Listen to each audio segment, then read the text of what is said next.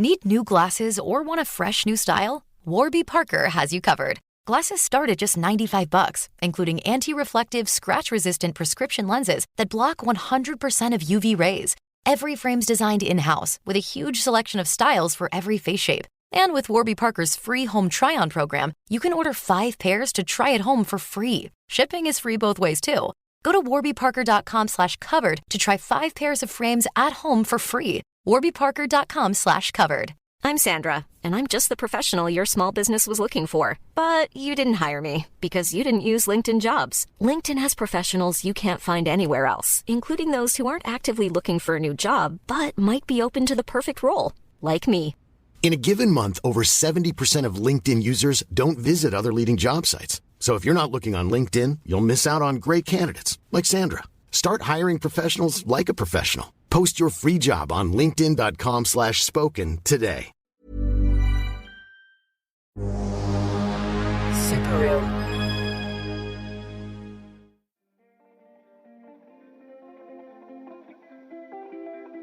Hey, I'm Julian Morgans, and you're listening to What It Was Like, the show that asks people who have lived through big, dramatic events what it was like.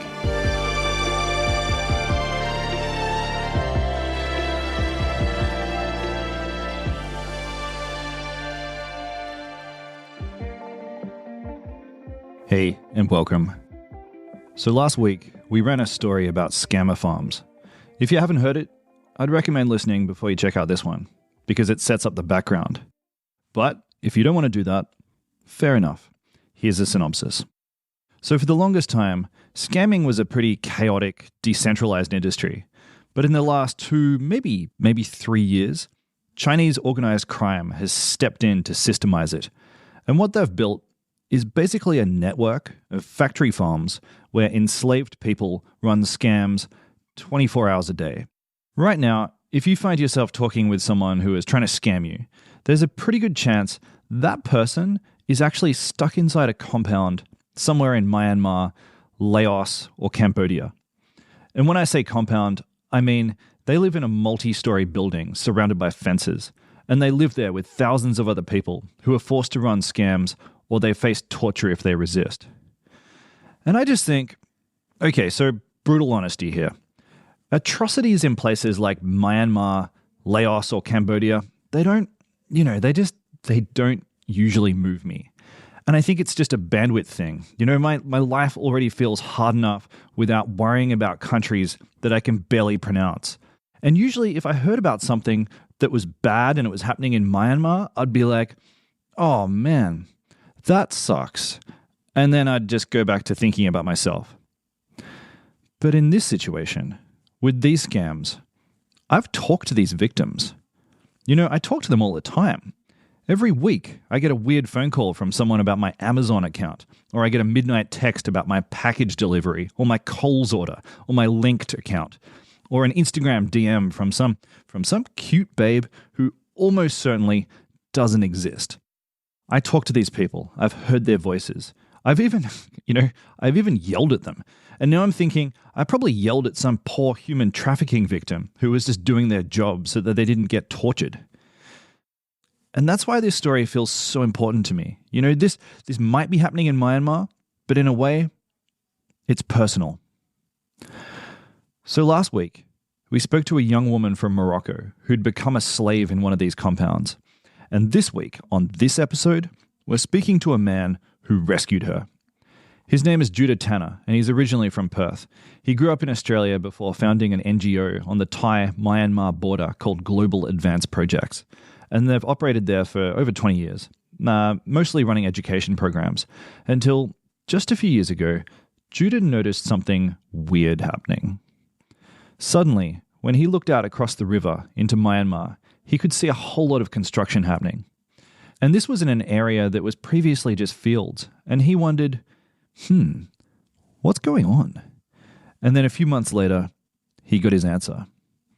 I'll let Judah tell the story, but the point is, he's found himself living at ground zero of the global scammer industry, and it's totally by chance.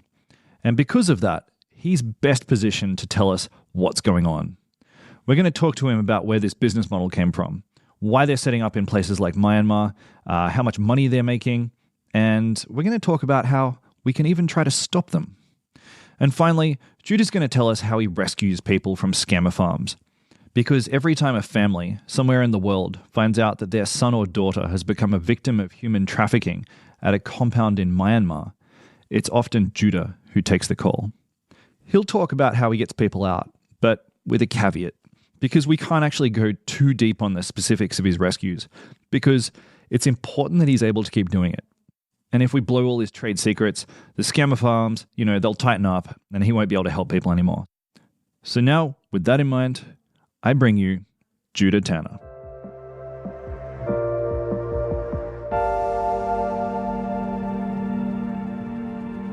Hello, Judah. Welcome to the show. Hi, thank you for having me. So tell me about who you are. I know it's supposed to sound complicated, but I'm not really that much of a complicated person. My name is Judah. I originally came from Australia. When I had finished school, I got into business and I did some studies, and I worked like everybody else in Australia. And I got to the point in 2006 where I thought about where I was at and where I really wanted to be. And I realized that I had become the, selfish Western Australian person that was really just about living for themselves. And I kind of forgot where I'd come from, and I had this identity crisis.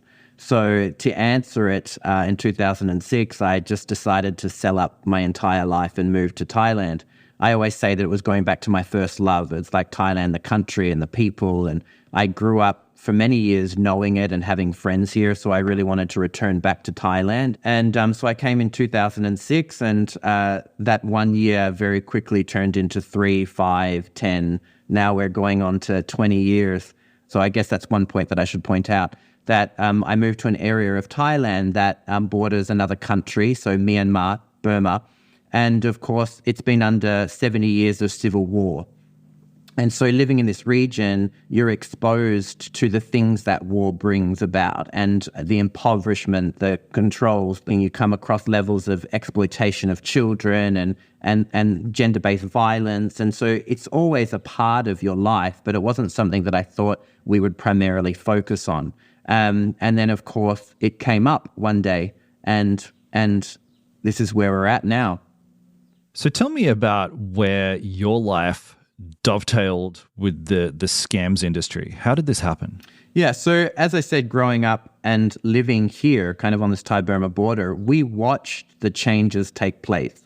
We watched development come. We watched businesses move in. We watched, buildings constructed, and we never quite understood or really had we didn't have an understanding of what was happening, but you could kind of see these changes and these developments within the region.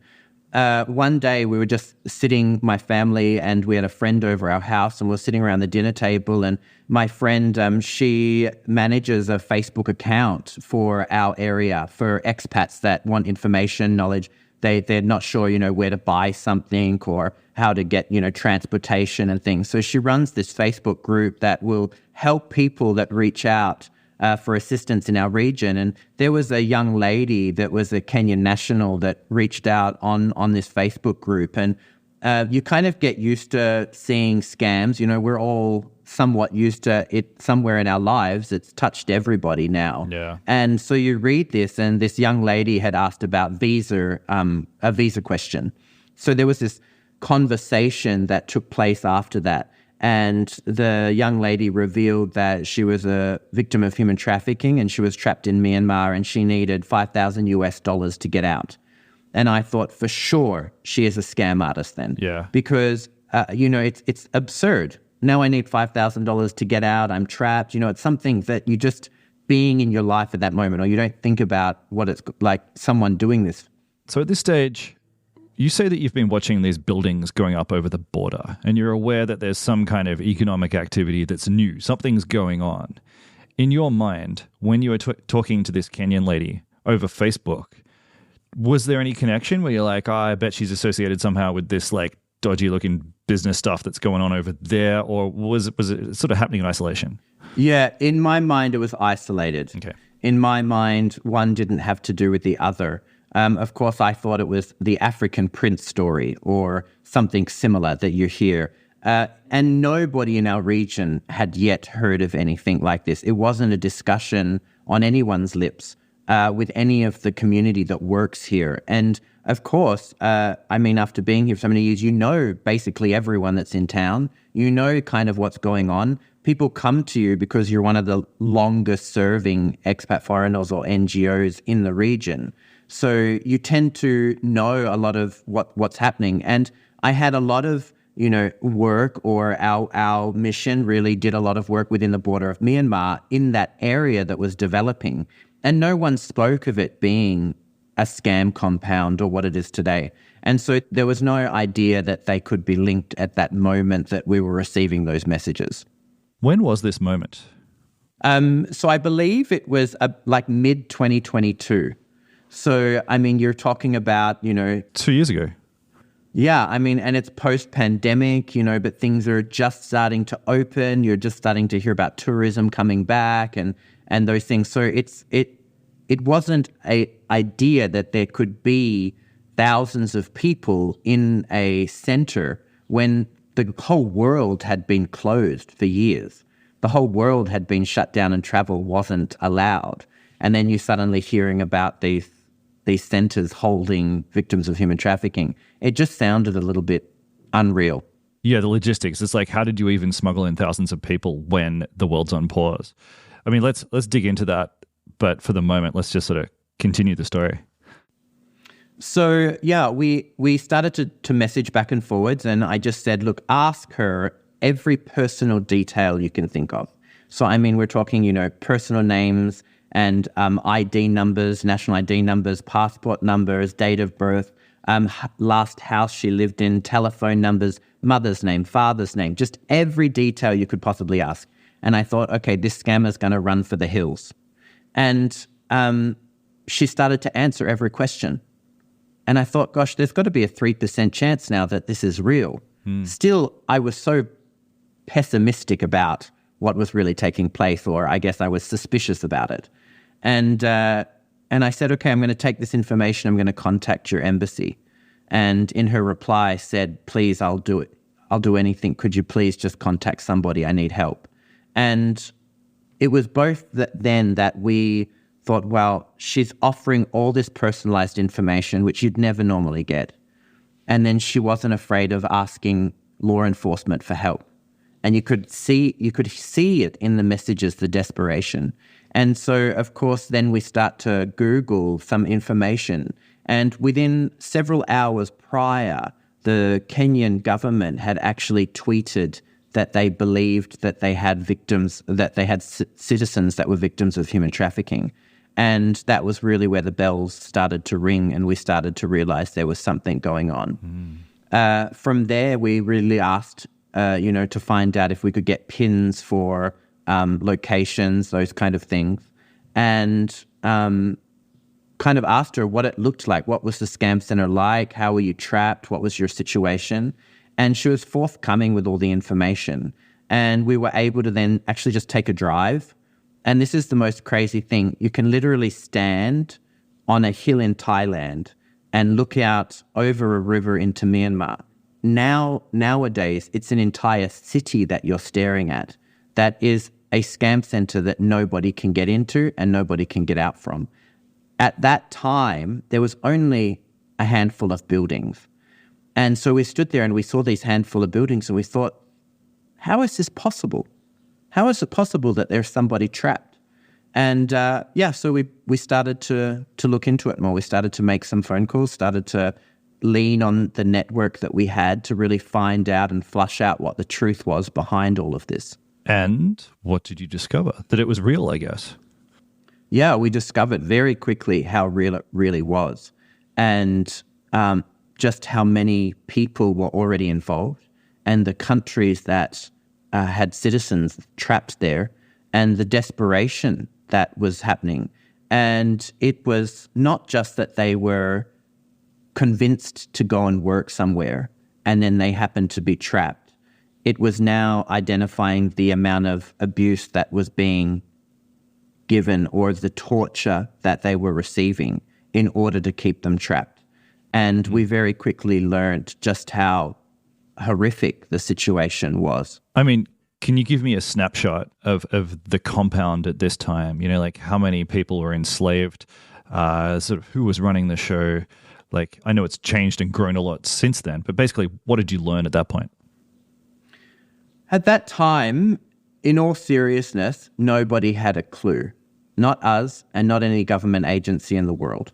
As we started to reach out, we very quickly got connected with UNODC, who was doing major research on the scam compounds, and they knew nothing at all. UNODC is the United Nations for Drugs and Crime. So it's the group that were given the job, I guess, to really find out what was happening. And so they had a team of people that worked on investigating the scam compounds along this region and the wider Mekong region, but focusing on what was happening in Myanmar.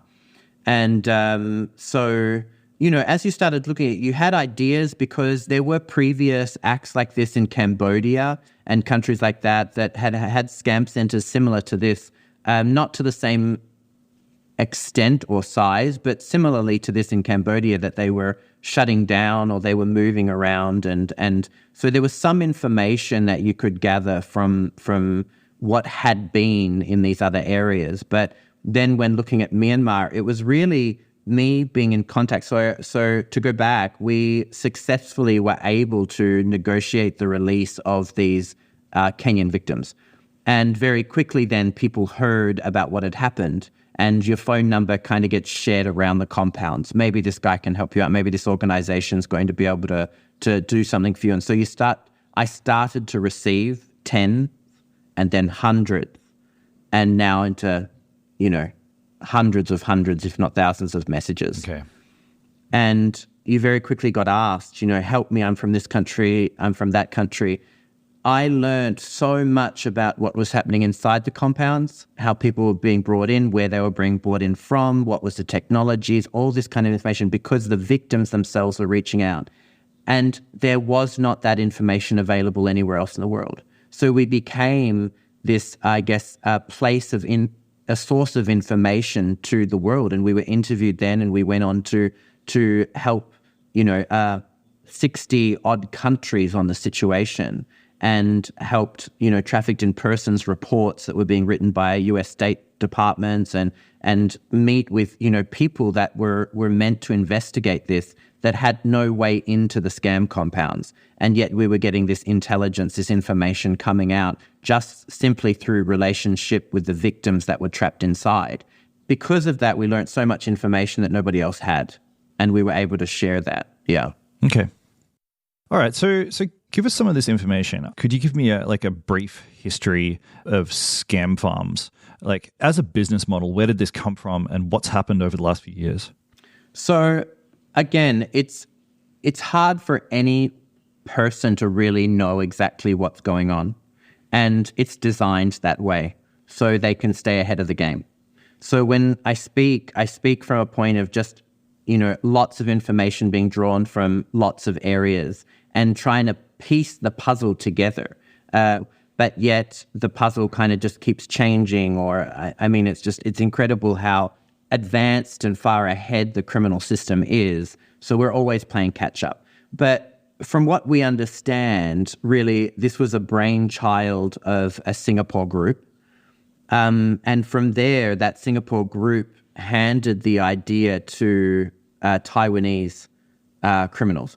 And those Taiwanese groups, they developed the technologies that were necessary for these scam centers, these farms to take place. So they developed all the niche AI technologies and all the technologies that they needed. And then that was handed to China. And so this crime syndicate within China do what they do best, and that is expand it exponentially and watch it just boom. And so what we saw was, when we first heard of it and there was one scam compound, that scam compound just grew. It was like it was unstoppable. And so now today we have more than 40 just along our region, with what we estimate to be several 100,000 people, maybe up to 400,000 people trapped inside these scam centers, which is just incredible to think that statistically, this could be the largest human trafficking event in history that we've seen. And definitely when looking at the data of finances, we thought when it was $100 million, it was big. We thought when it reached $1 billion, it was big. Then this last financial year, we were told $200 billion in scams. And we were like, this is insane. The latest findings from Interpol say that it's a $3 trillion business. $3 trillion Wow. from the scam compounds of the Mekong region and everything that's related to the scam programming. I mean, it's not just specific to these buildings, but it's the whole entire network, which includes casinos and Centres Global, which help to launder money and those kind of things. So it's incredible now. It's something that touches every single corner of the earth. There isn't a place in the world right now that can't be touched by these scam groups. Wow. Okay, there is so much there that I want to unpack. So first of all, this Chinese crime organization, who's at the top of this pyramid? Who are these guys? It's very hard to tell. I don't want to speculate because there's a lot of that has gone on previously, and there's some researchers that would know more than I do. But it's always changing. That's the problem is what was thought that this was something to do with the triads or that kind of criminal group within China. Research has shown that it's not linked in that way, but yet they looked for investors that wanted to invest into this program, this scam centers. And so there's multiple bosses that moved in, multiple owners. In one compound, when we were working them a year ago, when we were working out of KK Park, rescuing a lot of people. I mean, there was 40 companies within the one scam center. So you're not talking about a scam center that's a single entity. You're talking about a group or collection of buildings that are built over, 100 acres.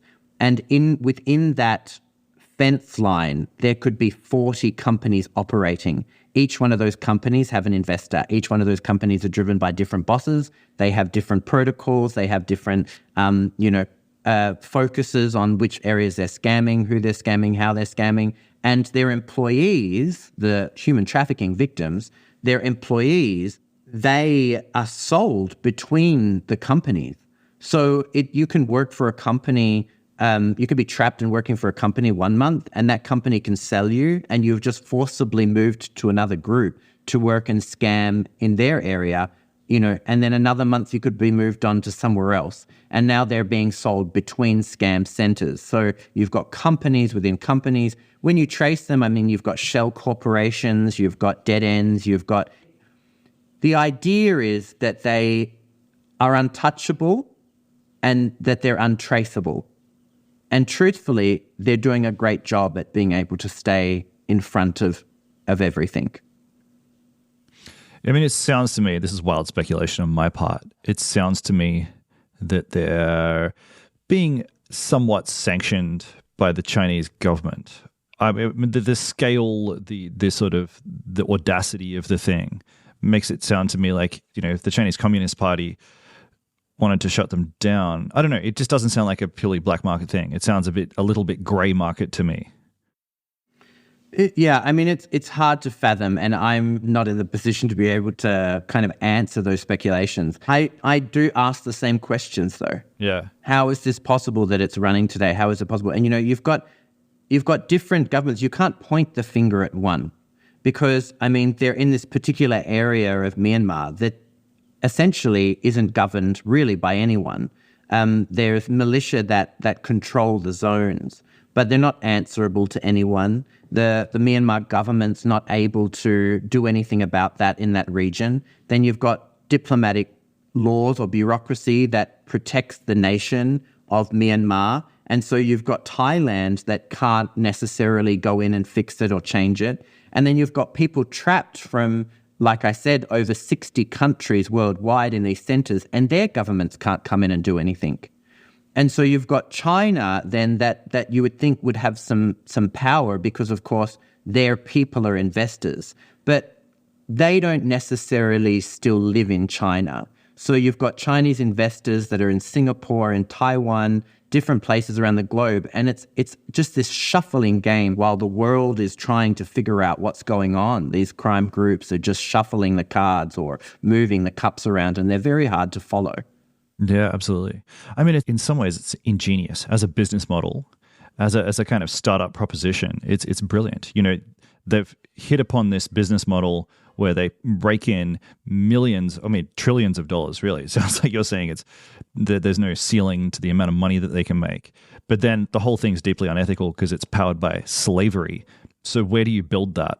Of course, in a sort of semi-war zone, government-free war zone, where they're untouchable. I mean, I wonder to what degree they just stumbled upon it, or was there like a location scouting effort that happened in 2020 when the rest of us were busy looking at COVID, and there were like people going into Myanmar and checking it out. I don't know. It's totally planned out. Yeah, it's not by accident, and it's true. I stood with my colleagues, co-workers at the border one day, and you don't want to say certain things, but my colleague says to me one day, "Is it wrong of me to be slightly awed at what they've managed to achieve in this amount of time? Is it wrong of me to be slightly impressed by their business model?" And I said, it's the same. I'm the same. There is a point of me, this entrepreneurial Judah, that looks at this and says, it's absolute brilliance. It's the way that they've marketed it, the way that they've planned it, the way that they've moved into technologies, how they sophisticatedly built this when an entire world was closed down. I mean, you take your hat off to that, but it's like you said, there were scouts that went out and thought, where is the most untouchable region of this world? And they located it on the border, and they thought, okay, what do we do to secure that? And they did everything that it took in order to secure them being able to own or have that land. And it's a significant thing to watch something like this take shape in our present day, and they're very, very successful. It's incredible. Hey, we're just going to stop here for a quick ad break, but stick around. We'll be right back with more What It Was Like.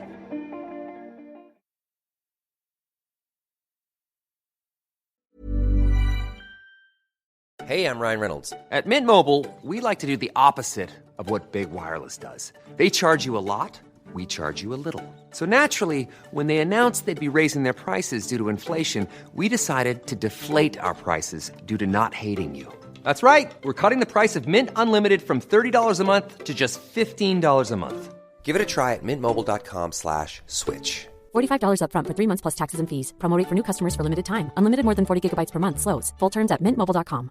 Ready to pop the question and take advantage of 30% off? The jewelers at BlueNile.com have got sparkle down to a science with beautiful lab-grown diamonds worthy of your most brilliant moments. Their lab-grown diamonds are independently graded and guaranteed identical to natural diamonds. And they're ready to ship to your door. Go to BlueNile.com to get 30% off select lab-grown diamonds. That's BlueNile.com for 30% off lab-grown diamonds. BlueNile.com. I'm Sandra, and I'm just the professional your small business was looking for. But you didn't hire me because you didn't use LinkedIn Jobs. LinkedIn has professionals you can't find anywhere else, including those who aren't actively looking for a new job, but might be open to the perfect role, like me. In a given month, over 70% of LinkedIn users don't visit other leading job sites. So if you're not looking on LinkedIn, you'll miss out on great candidates like Sandra. Start hiring professionals like a professional. Post your free job on linkedin.com/spoken today. Need new glasses or want a fresh new style? Warby Parker has you covered. Glasses start at just $95, including anti-reflective, scratch-resistant prescription lenses that block 100% of UV rays. Every frame's designed in-house with a huge selection of styles for every face shape. And with Warby Parker's free home try-on program, you can order 5 pairs to try at home for free. Shipping is free both ways, too. Go to warbyparker.com/covered to try 5 pairs of frames at home for free. warbyparker.com/covered.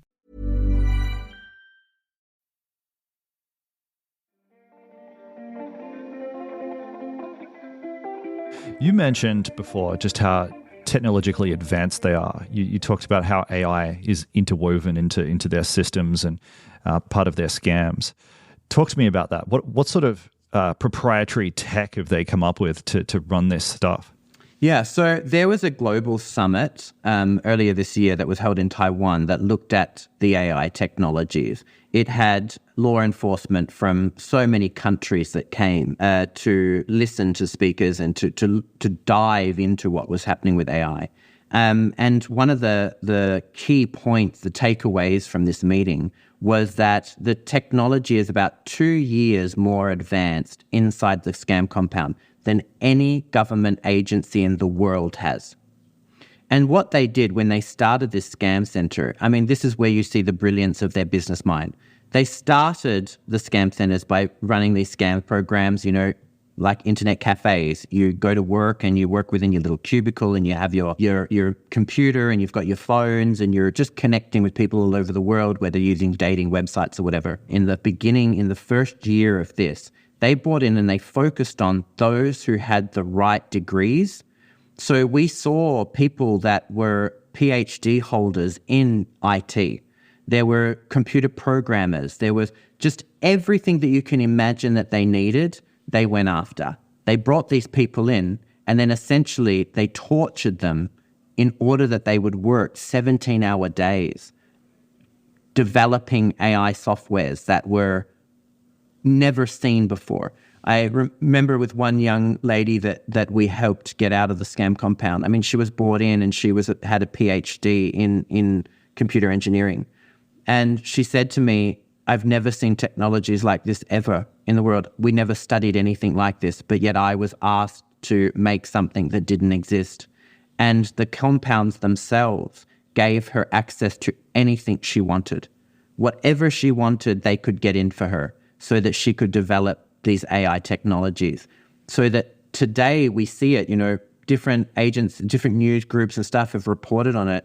And you kind of hear, oh, well, there's this new technology that shows like, you know, you could have a conversation with a robot, an AI, you know, graphic, and you would never even know that they're AI. You wouldn't know that they're not real. Okay. These technologies, I mean, you're talking about now having an AI technology that takes someone that's speaking in a foreign language and can translate it to English and put on a face and a background that nobody could even imagine that it wasn't a real person. It's mind-boggling. So that's the kind of stuff that this technology is being used for, is basically creating AI faces, AI voices that can scam people on the other end of the line. Yeah, there's no end to it. They're not limiting themselves like we started off with the dating kind of, you know, they looked into dating websites and you kind of had that. But I mean, any good business is going to diversify. So they're going to look at how we can move into this area and that area. How can we mimic banking systems so that we can fool people into giving us their personal bank details? And so they're always constantly moving, developing, shaping, transforming their systems so that essentially if one area gets exposed, they have 10 more areas that they're moving into. So when we think we're focused on one thing, you know, they're hitting the dating websites, you get someone that comes out and says, I never worked on a dating website. I only worked on attacking real estate agents globally. I only, you know, worked on hitting this area or that area. And you start to think like, of course they're diversifying. It only makes sense. God. You said something before that I thought was really interesting. You said that this was estimated to be the single biggest human trafficking event in history. So, I mean, we think of human trafficking, we think of slavery, and immediately everyone thinks of, you know, the sort of 1700s transatlantic sugar plantations and cotton fields. That's what comes to mind.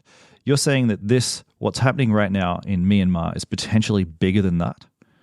Yeah, I mean, when you look at it as, it's not just Myanmar, but the Mekong region, and you look at it moving into these scam compounds, I mean, what we're talking about is a movement of hundreds of thousands of people into one region for one reason only. And statistically speaking, the numbers are looking at being the largest event. So when you look at human trafficking in history previously, I mean, you would look at, like, let's say, sex trafficking or child trafficking. They might not be a movement just for one particular reason or just one particular enterprise, one particular space. This is looking at, you're moving these groups of people essentially to move into this one type of of job, this one created space, which is the scam compound we now call human trafficking for forced criminality.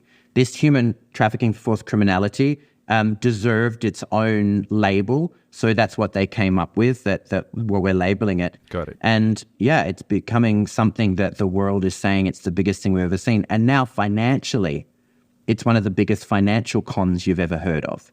And I think that's where it's difficult for the globe, because we can point the finger and say it's China's problem because they, essentially it's their companies. Or you can look at the problem and say it's Myanmar's problem because it's where it's situated. Or you look at the problem and say, well, where are they being trafficked through? And then say, okay, well, that's those transit countries' problems. But unfortunately now, it is the world's problem. It is a situation that is affecting the globe. And every government, there isn't a government group now with 60-something countries inside the scam compounds. Those 60 countries are focused on the globe. It used to be that you were directed to scam USA, you were directed to scam the UK, you were directed to scam Australia. Now people are coming out of the scam compound saying we're allowed to scam anywhere we want to. Judah, everything that you say is just, it all sounds so enormous and terrifying. So the people that you're rescuing, when you get them out, how are they doing? It's a case-by-case basis. So the rescues, you use the word rescue loosely sometimes. So often now the victims actually have to negotiate their own release. But what we do is I'm constantly in contact with them. What should I do? Well, I can use previous cases to help them walk that through, and then talk to their families, explain that this is a legitimate problem. It's a legitimate situation they found themselves in. They're being asked to pay ransoms. So you're explaining that it's one of the only ways out. But then one of the problems is even if they pay the ransom, they're either not necessarily released. So that takes a negotiation to get them out, or they're released and unable to, they don't know where they're going. They don't know how to get out. And so you're trying to meet them at that place where then you can walk them through the process.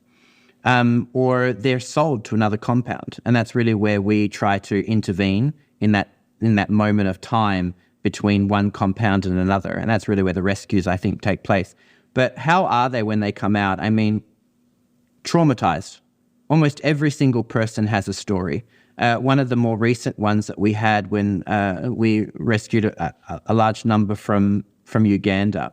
And I remember interviewing one of the guys. We do these trauma-informed interviews, listen to their stories. And you're talking about a young man in his 20s. He was intelligent, he was fit, he was well-spoken. And you're talking to him about the situation of when he was inside the compound. And you can see on his face the hurt and the trauma. And you're discussing, and you hear about these black rooms that they have. So at this compound, they put them in a black room. Mostly in the black room, you're handcuffed to the ceiling. They usually use 2 sets of handcuffs. You will be there for days and your arms will never be allowed down. You're actually not allowed to sleep during the time while you're handcuffed. And the main reason why you're put in these rooms is because you refuse to scam, or you're unsuccessful in your scam, so you haven't made enough money, you haven't made your KPIs for that month. And so you put in these torture chambers where if they fall asleep, a guard tases them all over their body. These men lift up their shirt and they are covered in taser marks, covered in scars. That's not bad enough. They take razor blades and cut their legs so that the blood pours down their legs while they're trapped, unable to, help themselves, unable to clean up the blood. They are so desperate, there's no food and no water. After several days, if they can last that long, they beg their captor for a drink of water. And that captor walks over and he pees into a cup and he offers them. And that's the only form of liquid that they're going to get is someone else's urine. And as this guy's telling me the story, I can see that moment on his face where he was telling the story and stopped. And it was like he didn't want to give up that part of the story. And I didn't press him because that's the thing about trauma-informed care. You just listen. And he got to the point and he choked up, his throat. I could hear him. And I said, you don't want to talk about it, that's okay. And I said, but if you do. And he said, I drank it. I can't believe I drank it. And he said, it was 2 days, I was so desperate. And he drank someone else's urine. And this guy, that's what he was so broken from. It was this moment of this conversation I had with him where he could talk about tasers, he could talk about beatings, he could talk about having baseball bats to his head, he could talk about, being cuffed for days. When it got to him saying that for survival he drank somebody else's urine, he was a broken man. And that's often what we see, is that there's all these different levels of torture, all these different, abuses and all this. Unfortunately, I've had so many victims now where they've been trapped, and because of the situation that's so stressful, they've lost parents back at home who have died during their time while they're there. And one girl that was in, she was a Turkish girl, and both her sister and her father perished in the earthquakes that we had, I think last year. And I remember being on the phone with her while she was trapped, and her telling me that her father and sister had died, and she just needed to desperately get home, but she was losing hope. So she, of course, thought suicide would be her best chance of leaving that place. And you just can't imagine what it's like. So when you meet this person afterwards and you allow them to tell their story, I mean, it's something that you just can't even fathom or imagine. It's the worst possible drama you've ever heard of. It's the worst possible movie script that you've ever read, but it's reality to these people. And so often they're broken, whether it's months or years, because now some of them have been in the compound, 2022, early 2022, and they're only coming out now, more than 400 days inside the compound, those kind of things. They have lived under this extreme environment. So when they come out, they can't think necessarily for themselves. They're not in that emotional state to make the next decision. And unfortunately, when they come out to Thailand, the only place for them to go in order to get home is to follow the process. And one of the processes is identifying themselves as a illegal entrant or a immigration violator. And so essentially they're looking at a court hearing, they're looking at jail time, they're looking at a fine, and they're looking at IDC, Immigration Detention Center. You've gone from one prison and you're being told you're going to go to another. And so we offer this 24 to 72-hour kind of respite where they eat well, sleep well, but we're able to spell out the process for them. We're able to tell them, look, this is going to happen on Monday, Tuesday, Wednesday. This is what's going to happen on Thursday and Friday. When you give them that knowledge, they're able to then make that decision. Okay, I can hand myself in. I know what's coming. And this guy and this team, they're there with me every step of the way. They've explained it to me, and I can trust them. And it gives them that ability, I think, to hold on. Because could you imagine coming out of one hell and then realizing you're entering another? You almost would feel like it's not worth it. And so we're there to take them, and I guess, in a sense, to walk them through what that next journey is going to be. Yeah. I'm so glad that you're there. Are there any other organizations in the area who are working with you? There are a few, very few NGOs. The NGOs that I work with, which is Global Arms Incorporated, also an Australian NGO, and Acts of Mercy, which is out of the US. We three create, I guess, the strongest core group that are in our region operationally on the ground. But then we partner with organizations like International Justice Mission, IJM, which is also very well known in Australia. So we definitely do have a group. But when you're looking at tens of thousands or hundreds of thousands of people, and then you're looking at a group of probably 10 of us that actually physically are here operationally every day, the balance is a little bit off kilter. But obviously it's a new crisis. It's a new global crisis. Unfortunately, governments don't have funding that's required to fight this because, it's something that's new. We haven't understood it yet, and countries just don't have, billions of dollars laying around to throw at something like this that's still relatively new. So all this sounds, for your organization, this sounds pretty labor intensive to me. How are you funding this? Where are your resources and money coming from? Private. We haven't thus far gone for government grants or anything. There is a few that are starting to come out now because the US State Department's seeing, well, this is something that we actually really need to tackle. Because if we don't put money towards it now, it's going to only be a growing issue that's going to cost more money later. So, but thankfully, private sponsors, private donors. So, it's like any NGO, you have your website and you have ways of giving on that website. So anyone who's listening to this and feeling charitable, how can they help Global Advance Projects? If you go to our website, it's globaladvanceprojects.org.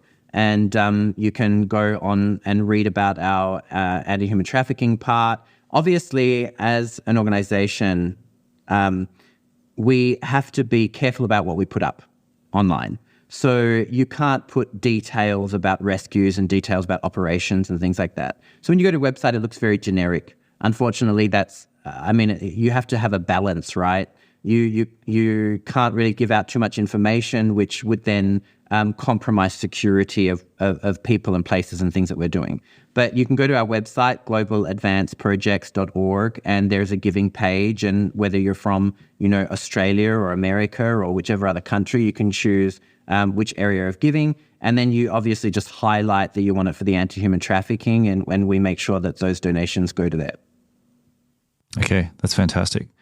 And I wanted to know, how are you holding up personally? It feels to me like you're living on the doorstep of, just the world's most malignant cancer. And I don't know, you're meeting the most traumatized people all the time. How are you going? I won't lie, it's difficult. It's hard because the day you stop it affects all these other people. And so you never want to be negatively affecting those who are so desperate to get out, so desperate for their loved ones to be returned home safely. So you don't stop. And so it's this, what feels like a 24-hour cycle. I don't want to say that I'm working harder than any other person, because there is a team of us that we are all in it together and we're all working really hard together.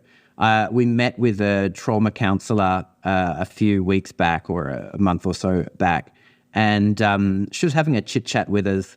And I, of course, think, well, I'm doing okay, as most guys probably do. Check balance, everything's going okay. And we were talking about some of the situations, and she said, there's the first level of trauma, and then there's second level of trauma, and then there's disassociation, and it goes on. And she goes, you've definitely passed second level of trauma. She said, you're in a very dangerous place of disassociation, and you need help very quickly. And I thought, what is she on about?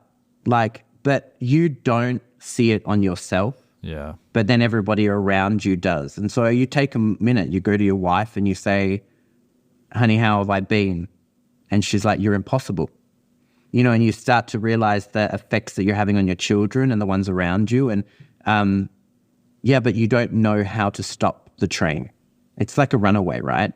And so you can't get off the train now. There's too many people counting on you. And so you live each day just moment by moment, taking a breath. I guess you celebrate the wins that you have. But I'm focused on the people that are hurting most.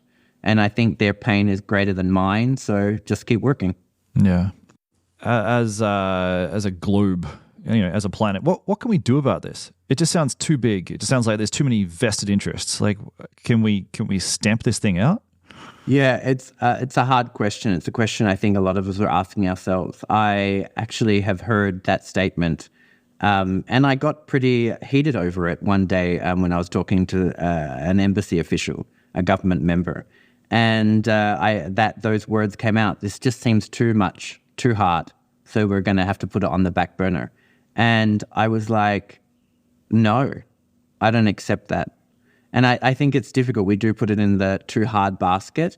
You look at it in two parts. You've got people flocking into this region for work. We need active, governments that prevent their citizens boarding planes and coming here. Now, everyone has the right to travel. And the thing is, most of them are traveling on tourist visas. So the majority of them are tourist waivers. I mean, there has to be a way. We talked about it in a meeting that we had recently with a group that work together on this. And we were talking about what simple things we can do to combat it. And someone said, what about when people are applying for new passports? There is a document that they get given with the passport saying, hey, if you're thinking about a job and it happens to be in this region, it's not legitimate. You need to look into the fact that this is a scamming region. Because people don't have passports and then they're applying for them. But then you've also got people, applying to the transit countries for these tourist visas. So they're not applying for Myanmar visas, but they're trying through transit countries. How about when they apply for that visa, that letter's put in their envelope, and it says, if you're not a genuine tourist, but you're taking a job, you're not in trouble, but just so you know, this is a problem here. This is a trafficking problem. And I think the other issue that we have, and I'm saddened by it because, like I said, I talk to embassies and I talk to government officials all the time. Everyone is too afraid to come to this region. And because of it, the criminals are able to thrive. You've got members that want to sit behind a computer and write letters to say, let my people go. Or, the bureaucracy of, I'm an ambassador from here and I'm writing to the Ministry of Interior there and they should assist. When you ask the question, what can we do? Information is key. It's always been key.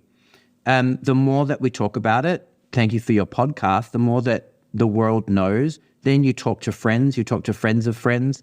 A lot of the scam centers now, they're reaching new graduate students. So you graduate from a degree in something and you're looking for a job. What a great demographic to look for when you're running a scam center, people that are unemployed. And then you're offering them finances they couldn't imagine anywhere else to work in a call center or to work in a tech area.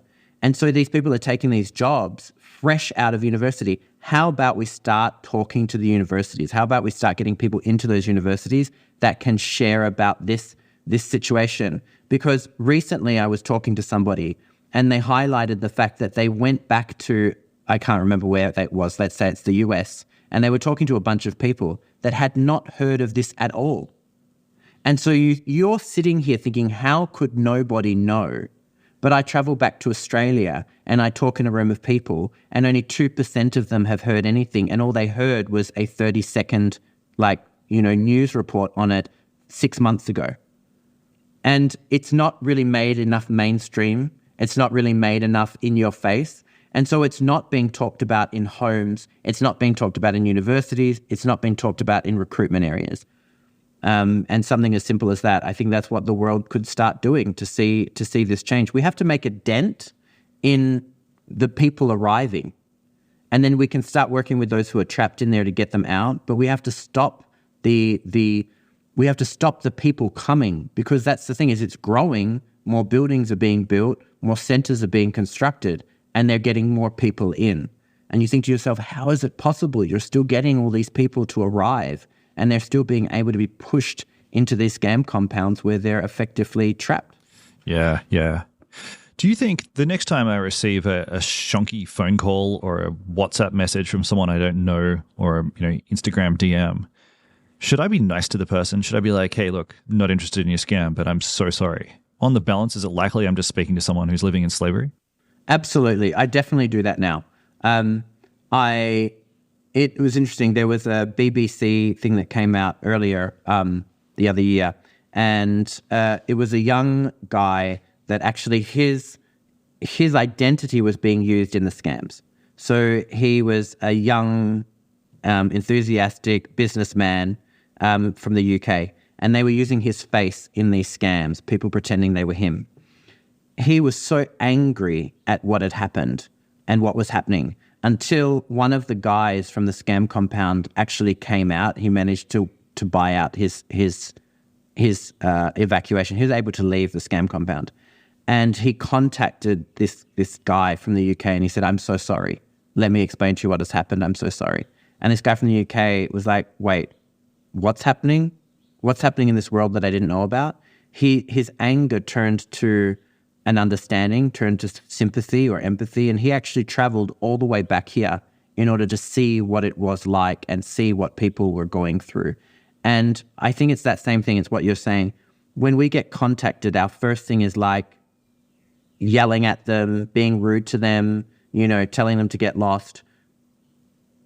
I think it is helpful to say, hey, I actually believe you're a scammer, but please, if you need help, I've got other organizations I can put your information to. And so you can, gather their information to say, I'd like to know, are you in Myanmar? Are you in Cambodia or in Laos? Are you trapped? Would you need help? And I actually last night, just after midnight, we have a form that you can fill out on our website if you've got knowledge of trapped people inside. And I got this email from someone filling out that form, and they said, look, I'm going to tell you the truth. I got into an online relationship with someone. I've recently found out or figured out that they're part of a scam syndicate, and I know that they're part of the Myanmar scam center. He said, I've continued talking to them after finding this out, and now they're saying that they're trapped and they need help. And so he's delivered me with the information so that I can follow up now with the victim that's being trapped inside. And that was through his kindness and this is only last night, his kindness after finding out that he was being conned by somebody he thought he was in a relationship with. He's now realized the truth, and instead of getting angry, he's trying to support the victim. And I think that that's a very, very healthy, very good way of looking and treating the situation, because now we can take that information and I can get in contact with this person that's trapped, and we can perhaps see them rescued. We can perhaps see them home one day.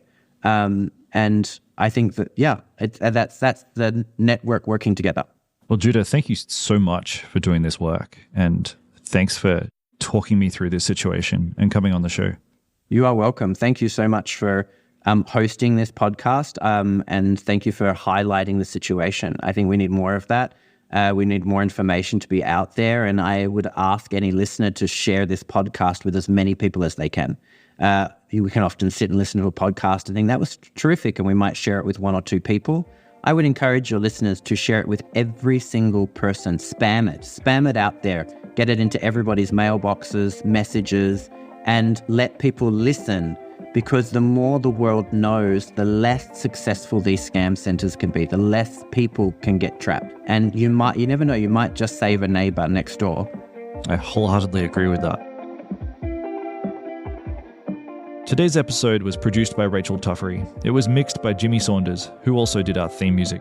Evie Atkins is our intern. Our cover art is by Naomi Lee Beveridge. And this whole thing has been a Super Real production.